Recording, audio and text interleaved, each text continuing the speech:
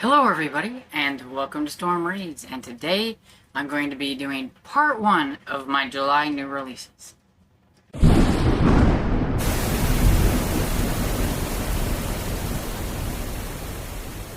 So like I said, I'm doing part 1 of my July new releases, and the reason I'm splitting it up into 2 parts is because I had to take the software off of my computer in hopes that maybe my computer will work a little bit better, because I think maybe it was part of the reason why it was getting bogged down, and the software had started not working very good and everything, which led me to think that that could be a possibility and everything. But I don't have a ton of space on my phone, and so if I try to do it all at once and then I have to add all the photos to my phone as well as the video, I run out of space and everything. So I decided the only way to do this is to split it up. So I'm going to do middle grade now, and then I'll do the adult and young adult, if there's any, in a second video. That way, hopefully I'll have enough space on my phone for everything that I need to be on there. And so, I have actually quite a few middle grade books this time, which is what led to the fact that I probably was going to need to split this up. So we're back to the old way of doing things. I can't show you Goodreads and stuff like I was doing before. I'm just going to have to look at my computer and read from it and show you the photo here. And so the first book I have is called The Boy, the Mountain, the Serpent, and the Serpent Who Ate the Moon by, now bear with me here, Carice Avendano Cruz. I probably butchered that, but there it is. And I'm curious about this one because it is about Filipino folklore mythology, and I've been to the Philippines a couple of times, and so I always find this stuff kind of interesting.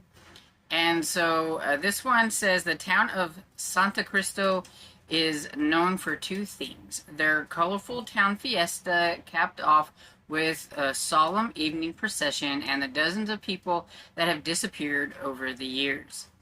When three kids, the headstrong Bayani, his sister, I'm probably butchering these names, and the anxious Aaron, an easy one, find their way over the other side of a mysterious bridge and to a long-forgotten island of myth. There they're faced with monsters, cryptids, and sinister characters. In this land of night, they must find their way back to their world, and keep their light burning bright, lest they lose themselves too.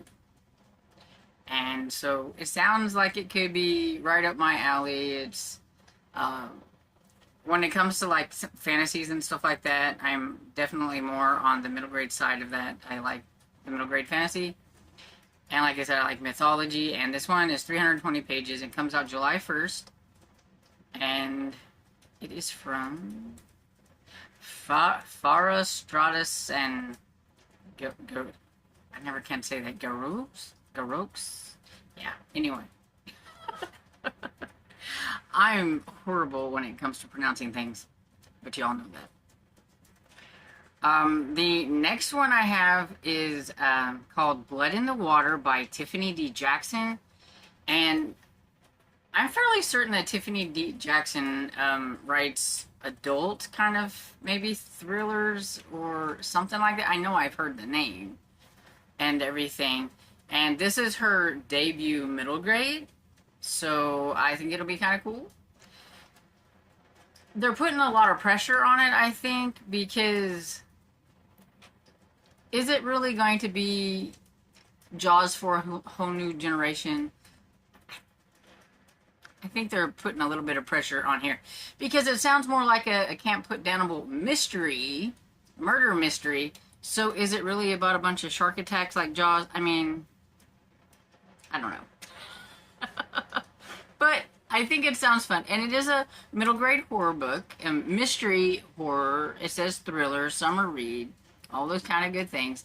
And until you read it, you really don't know what it's going to be about. Is it really going to be about sharks in the water or something different? When it comes to middle grade, I never know. This one says, this summer there's blood in the water. Watch out for sharks. Kalani is a born and bred Brooklyn girl. She expects to feel like a fish out of water, spending the hot and sticky summer at Martha's Vineyard with family friends, the Watsons. But her mother insists, especially since Kalani still spends long hours on the phone with her imprisoned father. The Watsons live in the town of Oak Bluffs, a place with a rich black history that fascinates Kalani. Though the Watsons' daughter, London, is snobby and unfriendly, Kalani ends up connecting with some other kids in the town who show her around. The beach is really nice, and there's good ice cream to be had. Maybe there's something to Martha's Vineyard. But then a shocking murder. Or was it a drowning? A shark attack? Rocks the community to its core. Kalani is determined to solve the mystery, but in order to do so, she will come face to face with sinister truth and shocking secrets that promise to forever change her life as she knows it. Does not sound like a shark attack book to me.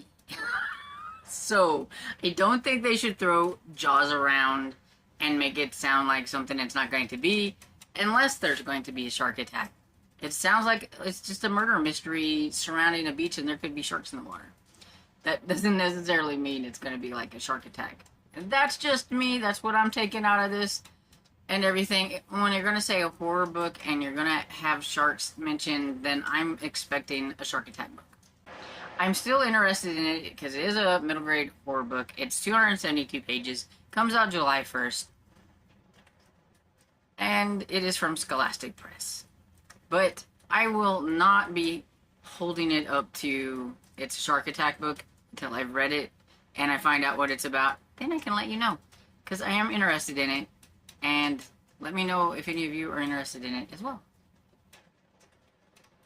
So the next one I have is Snoop by Gordon Corman. And so this is his latest one. Or one of his latest ones. I think he has another one coming out. Or has come out. Or I think there's another one. And this is a story about a boy who was stuck at home with 2 broken legs and who starts using the camera and drones to spy on his classmates, neighbors, and possible criminals who come to town. Oh, so like a rear window with a drone instead.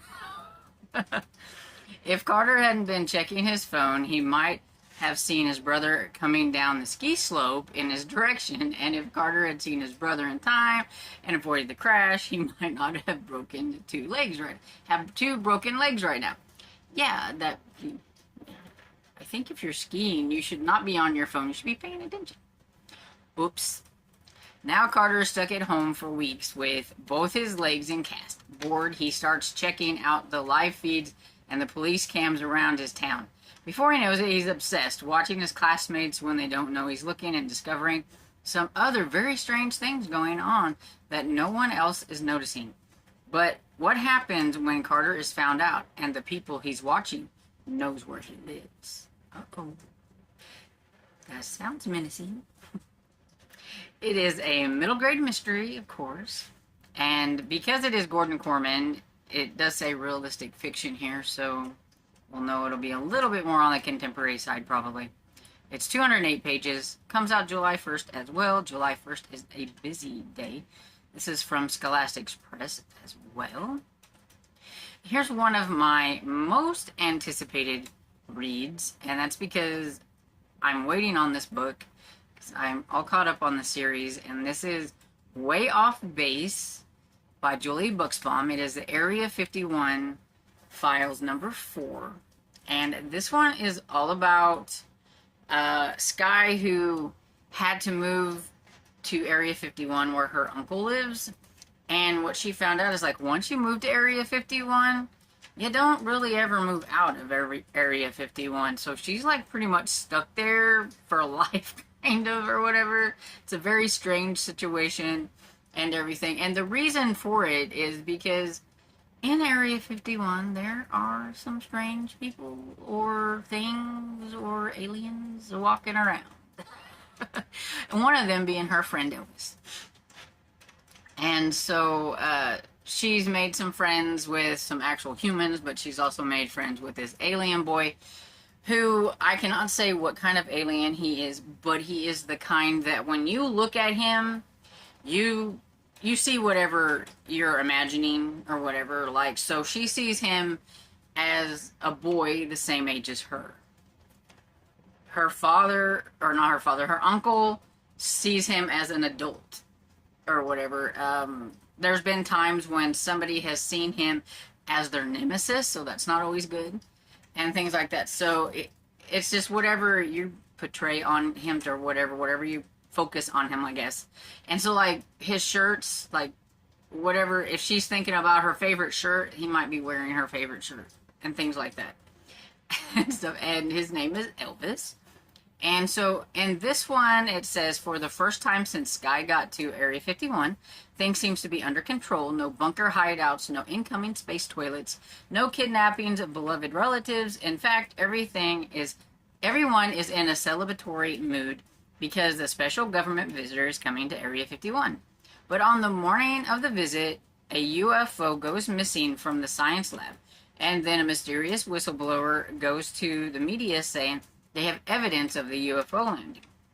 Did someone steal the UFO in order to reveal it to the whole wide world? Sky and her friends have less than a week to solve the mystery of the missing UFO, or all of Area 51's secrets will be at risk. Guess things aren't as calm after all.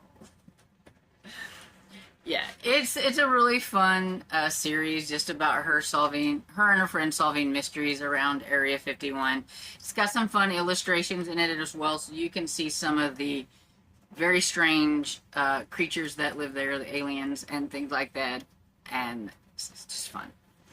And so I can't wait for this one. And this one is 251 pages.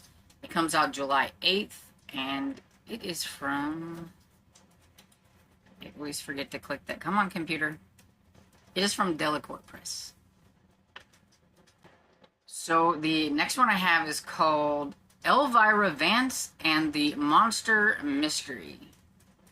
And so this one's by Casey Ritter. And it says, half-siren Elvra Vance doesn't trust outsiders, especially not the human detective who's been hired to investigate the disappearance of the Chupacabra and the crown for the Marfa Monster Festival. While monsters are convinced the monster skipped town with the crown, Elvra knows that there's more to the story. As the daughter of Vince Vance, founder of Vince Vance's Vintage Trailer Parks Inn for Monsters. That's kind of a mouthful. Elvra cares too much about her home to let this mystery go unsolved. With her two best friends, Elvra collects clues, investigates humans, banshees, vampires, and ghosts. But when more creatures start disappearing and an anti-monster attitude rises, Elvra realizes that her friends could be in real danger.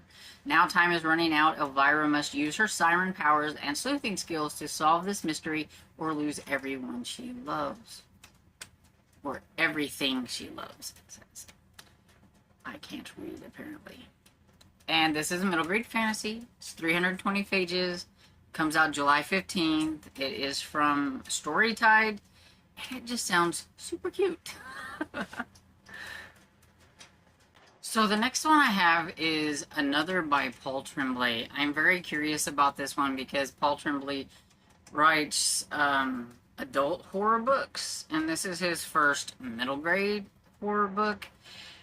I'm not like a huge fan of his adult stuff, so I'm hoping maybe I'll like his middle grade book.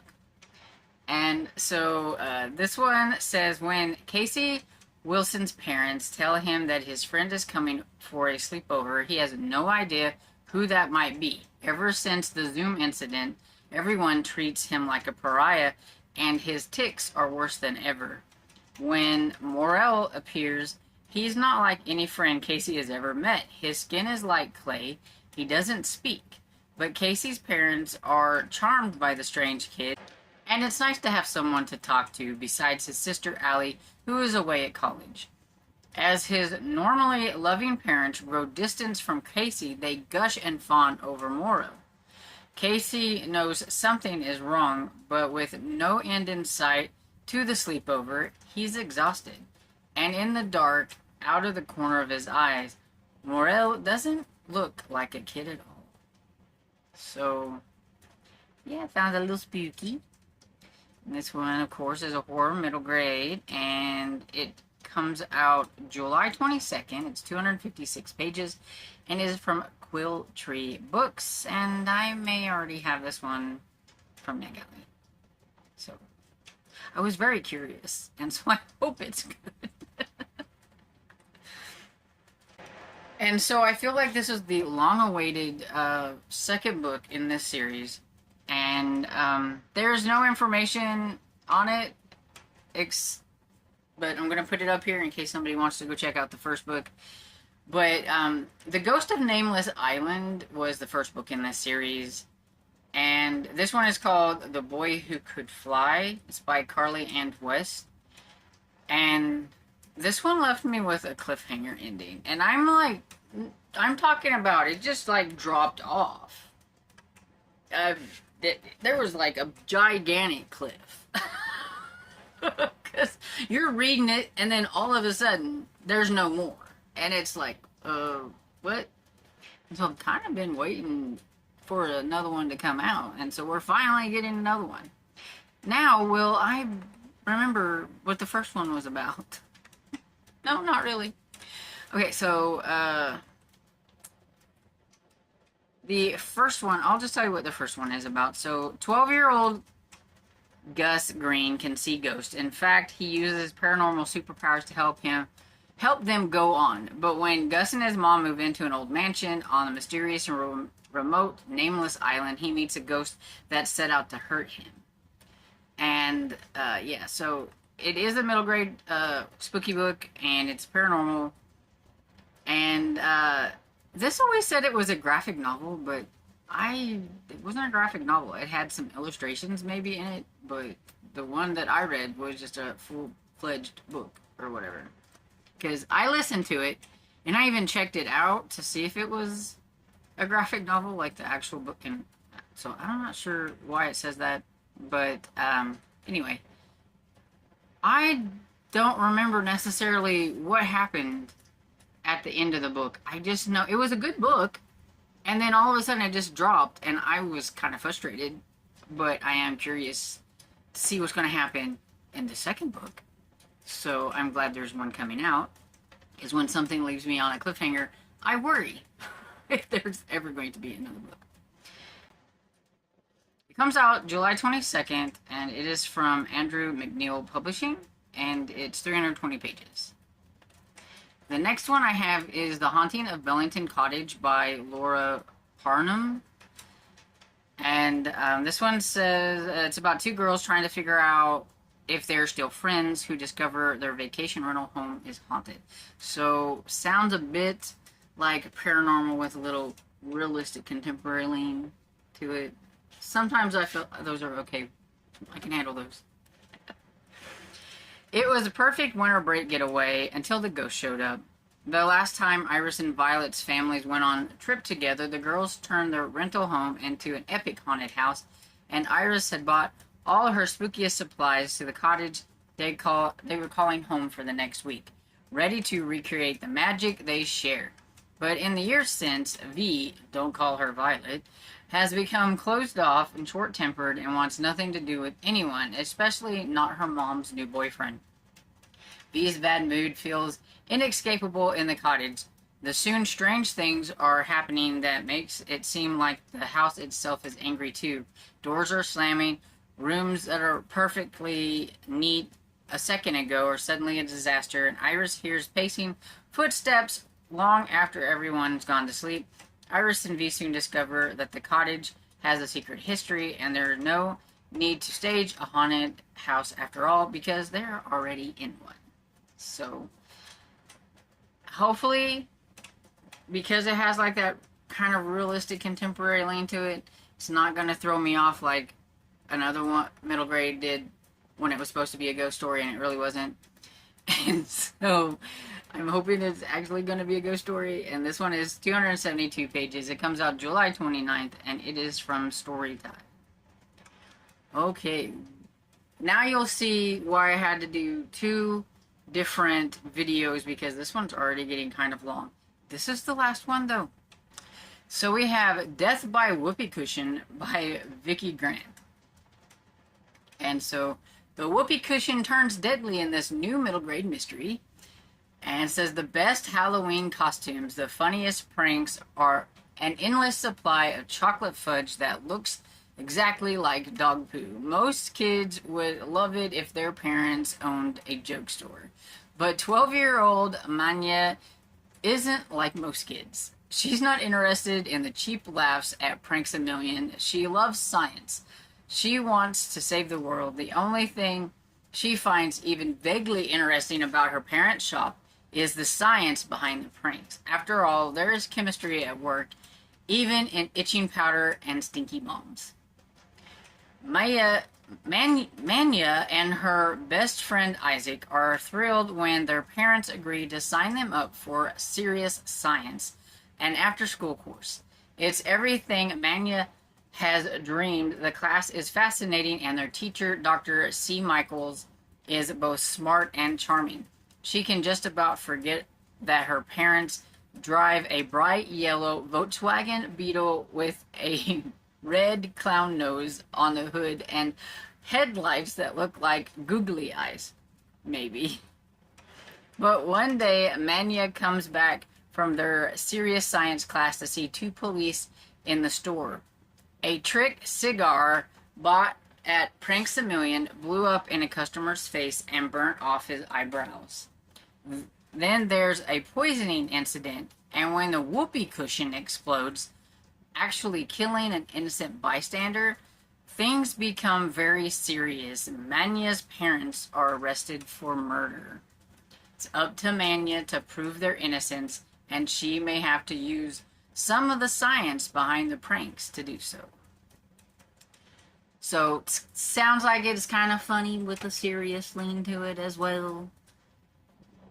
I'm just trying to picture the Volkswagen Beetle with the clown nose and the googly eyes.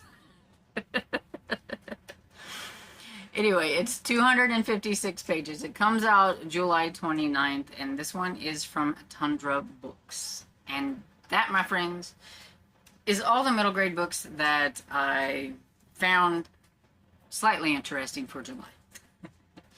Some of these I am anticipating. Some of these I just think sound interesting.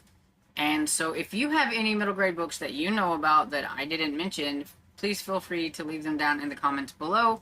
Also, if I showed you one that you are interested in checking out, let me know about that as well. And I hope you enjoyed this video, and if you did, please give it a thumbs up and subscribe. And I will see you all in the next video. Bye.